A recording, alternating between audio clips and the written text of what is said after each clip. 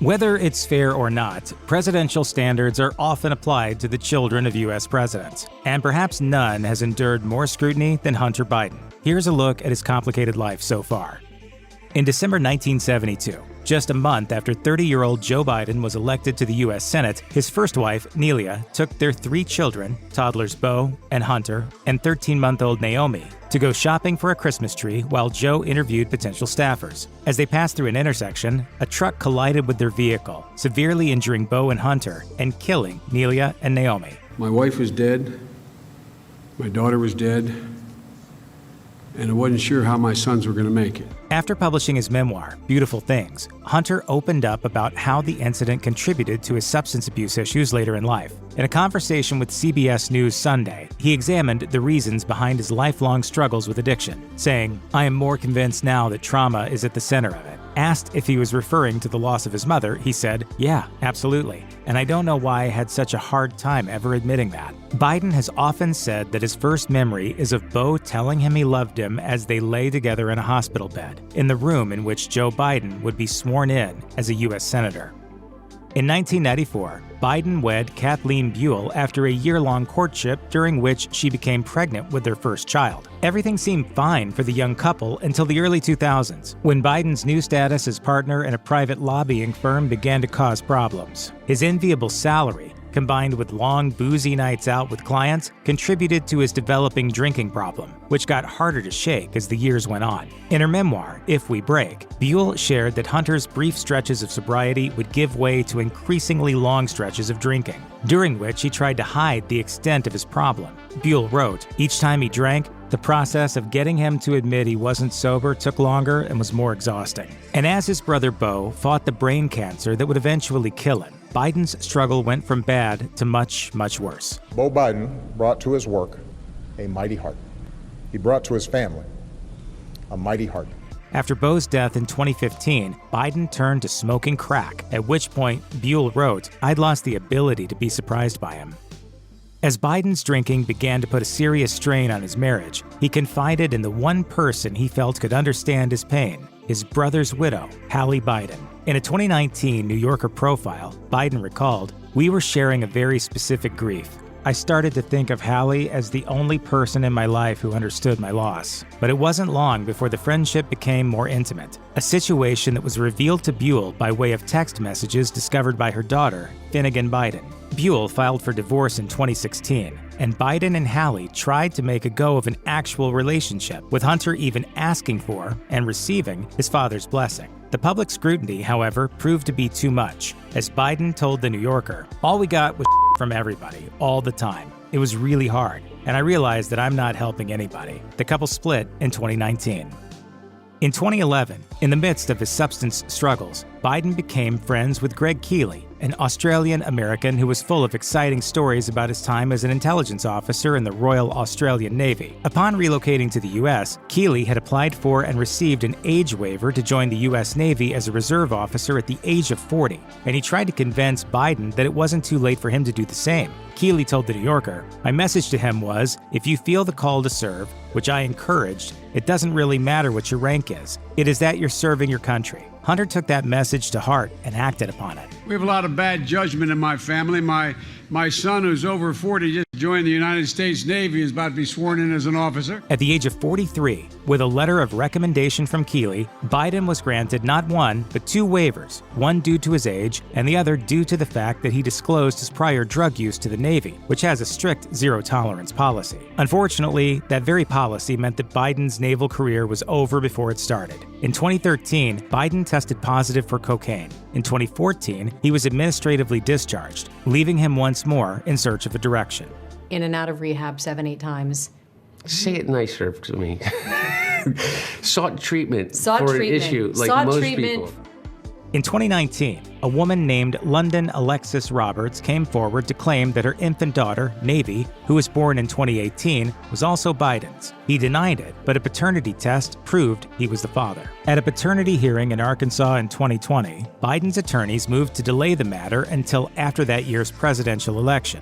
but the motion was denied and the case was settled quickly. The terms of the settlement weren't disclosed until 2023, when the case was reopened at Biden's attorney's request to reduce the amount of his child support payments. At that time, it was revealed that Biden had been paying Roberts $20,000 per month, forking over a grand total of about $750,000 since the case had been settled.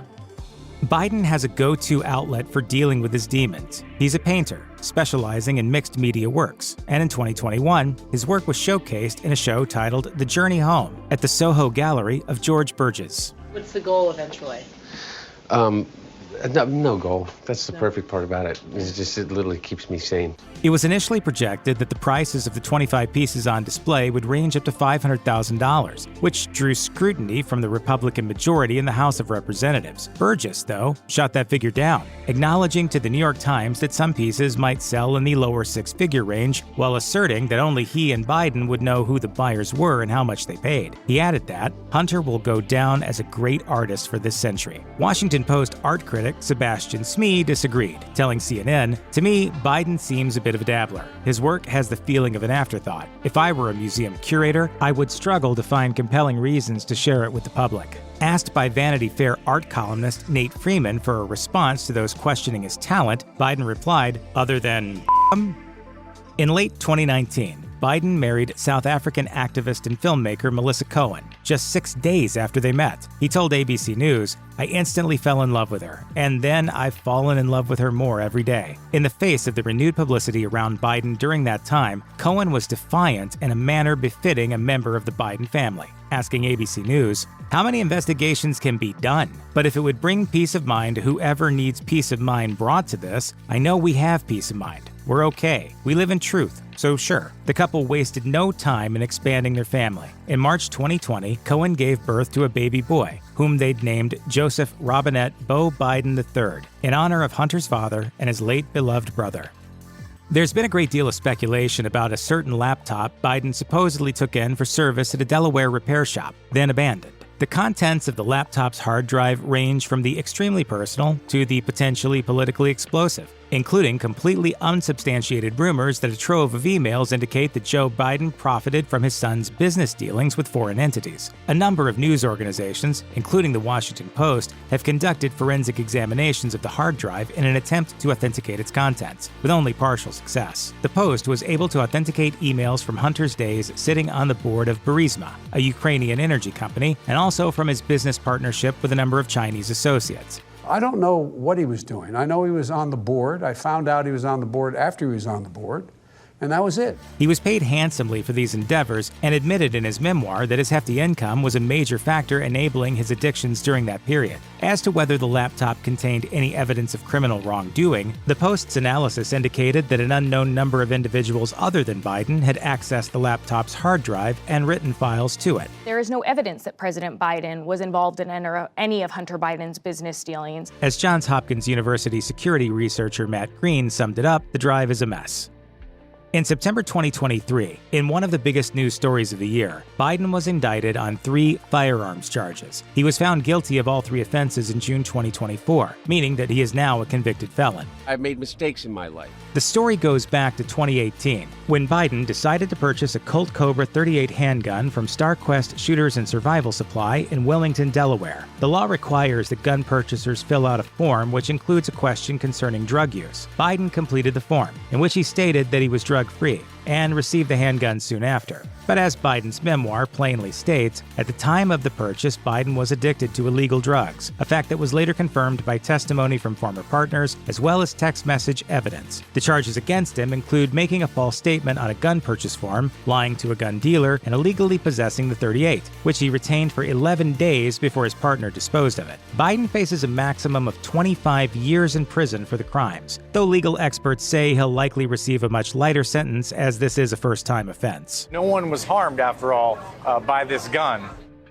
In December 2023, Biden was indicted on 9 tax charges, 3 felonies and 6 misdemeanors, claiming that he, quote, spent millions of dollars on an extravagant lifestyle rather than paying his tax bills between 2016 and 2019. The charges followed a lengthy investigation into Biden's financial dealings, and after a potential plea deal fell through, prosecutors claim Biden overlooked $1.4 million in taxes in the late 2010s. And though Biden's bill was finally paid in 2020 by a third party, a year after he reportedly regained sobriety, he faces a maximum of 17 years in prison if found guilty. I have fallen and I've gotten up. Biden's lawyers have claimed that even the firearms case against him was politically tainted, with a potential plea deal collapsing prior to sentencing as a result of what the Biden team claims was Republican pressure on the prosecution to reject the plea deal and take the case to court. It remains to be seen what will happen now that President Biden has dropped out of the 2024 presidential race.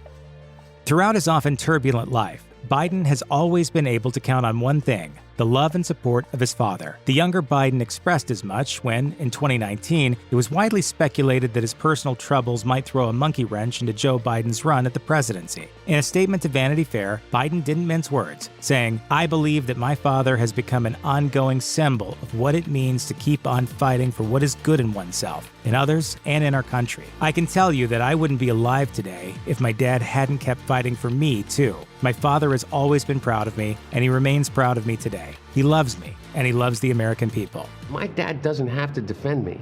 My dad only has to love me. And my dad loves me unequivocally. That support has never wavered. In 2022, President Biden told CNN's Jake Tapper, I have great confidence in my son. I love him, and he's on a straight and narrow, and he has been for a couple years now, and I'm just so proud of him. if you or anyone you know needs help with addiction issues, help is available. Visit the Substance Abuse and Mental Health Services Administration website or contact SAMHSA's National Helpline at 1-800-662-HELP, 1-800-662-4357.